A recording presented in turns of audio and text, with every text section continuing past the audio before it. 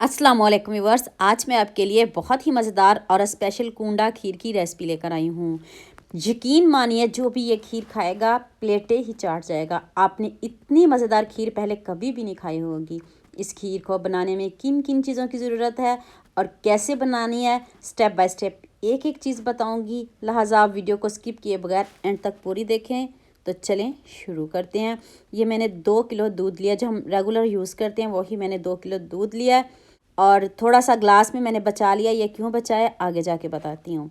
Half cup आपने टोटा लेना है, जिसको टूटे हुए चावल कहते हैं। उसको आपने अच्छे से वॉश कर लेना, 2 से 3 घंटे भिगो के रख दीजिएगा।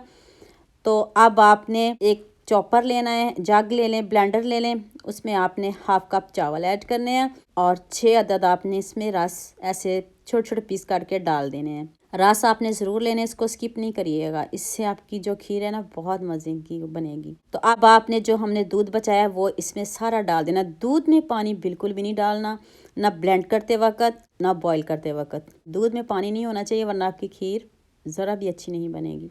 तो ये देखें जी, दूध पकना भी शुरू होने लगा है। तो इसमें मैंने इलायची कूट के डाल ली है, आप इसकी जगह पाउडर भी ले सकते हो। अब आपने इसमें हाफ कप चीनी डाल देनी है। आप अपने हिसाब से कम या ज़्यादा कर सकते हो, लेकिन मैंने इतनी ही डाली है। इतनी मज़े की ये खीर बनी, यकीन मानिए एक मरतबा बनाओगे ना, दोबारा बनाने पर आप मजबूर हो जाओगे। अब मैंने इसमें 1 पाव खोया ऐड किया है। ये भी इजीली मिल जाता है, अगर आपने घर में बनाना हो तो आप घर में भी बना सकते हो। इसको अच्छे से मिक्स कर लें। हमारा खोया मेल्ट होता है तो फिर हम बताते हैं आगे हमने क्या करना है। खोए को आपने इसमें अच्छे से मिक्स कर लेना है। खोया भी मिक्स हो चुका है, चीनी भी मेल्ट हो चुकी है। जो हमने रस और चावल पीसे हैं वो आपने ऐड करने, 6 रस और आधा कप चावल, इससे ज़्यादा बिल्कुल भी नहीं डालने। तो देखें अभी हमने डाल ली हैं, तो ये हमारी खीर देखें हल्की हल्की गाढ़ी होना शुरू हो गई है। अभी इसको पकाते हैं तब तक जब तक इसका कलर नहीं आ जाता, इसकी लुक नहीं आ जाती। अभी वीडियो को स्किप नहीं करिएगा, अभी बहुत कुछ बाकी है। खीर हल्की आंच पे बनानी है आपने, तेज़ आंच पे बिल्कुल भी नहीं बनानी। और चम्मच को आपने चलाते रहना ताकि आपकी खीर नीचे से लगे नहीं। पास खड़े होकर बनाना इसको। और ये देखें, इसका टेक्सचर देखें, इसकी लुक देखें, अभी से इतनी ज़बरदस्त है। अब मैं बाकी की तैयारी कर लेती हूँ। देखिए खूब सारे बादाम ले लें, पिस्ता ले लें, काजू ले लें, जो जो ड्राई फ्रूट पसंद हो वो आप डाल सकते हो। मैंने सिर्फ इसमें बादाम ही ऐड किए हैं, आप अपनी मनपसंद के ड्राई फ्रूट डाल सकते हो।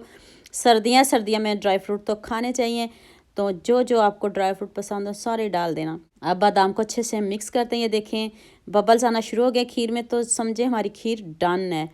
तो चूल्हे को बंद करते हैं। तो एक मिट्टी का बर्तन लेते हैं, कोई भी घर में मौजूद होगा ना, उसमें आप ज़रूर डालिएगा। ये इसका नाम इसलिए रखा है कूंडा खीर। ये मिट्टी के बर्तन में ही डाली जाती है, इसमें इसका फ्लेवर आता है, ये बात को भी नहीं भूलना।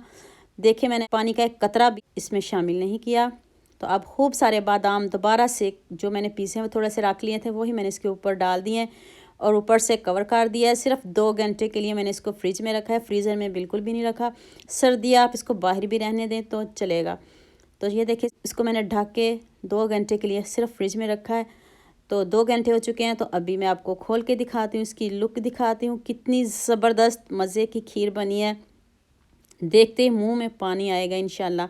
चेक करिएगा इसकी लुक, ज़रा भी पानी का कतरा नहीं है इसमें। और दूसरे दिन भी आप इसको खाओ, जैसे मर्ज़ी फ्रिज में रखो, तो ये आपकी खीर कभी पानी नहीं छोड़ेगी, क्योंकि इसमें हमने पानी डाला ही नहीं, तो ये पानी कैसे छोड़ेगी।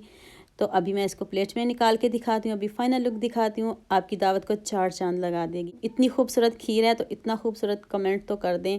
उम्मीद करती हूँ आज की वीडियो आपको लास्ट में पसंद आएगी। जल्दी से मेरे चैनल को सब्सक्राइब कर लो, साथ में बेल आइकन का बटन प्रेस कर लो ताकि कोई भी न्यू वीडियो आपसे मिस ना हो। दुआ में याद रखिएगा। अल्लाह हाफिज़।